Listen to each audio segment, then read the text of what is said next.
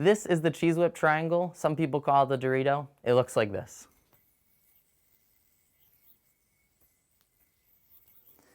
This trick is basically a cheese whip, but instead of landing the yo-yo in a wrist mount, we are going to whip the string around the back half of the yo-yo, and at that last second before the string catches on the back half of the yo-yo, the string that I'm pinching with my non-throw hand, I'm going to cross over with my throw hand, the string that's connected to my throw hand middle finger.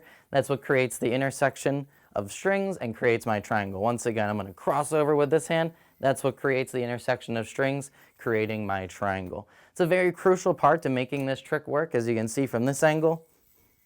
My wrist really defines where my string is aimed at. So if you're having problems landing your yo-yo in the triangle, make sure that your wrist is properly aimed at the yo-yo.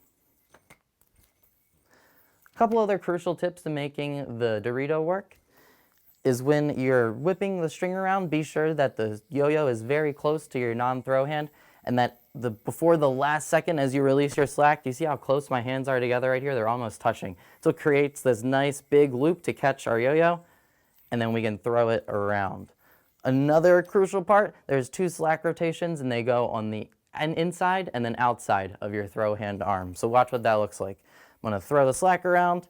I create the triangle. This is what's happening right here. If I dropped it, it would be in a triangle, but I'm going to pinch. I'm maintaining the pinch on my non-throw hand. I make 1 rotation on the inside of my arm, and then I'm going to pull my throw hand arm back, creating room on the front half to throw my yo-yo out and catch the triangle like so. Once you put all those motions together, that is the Dorito.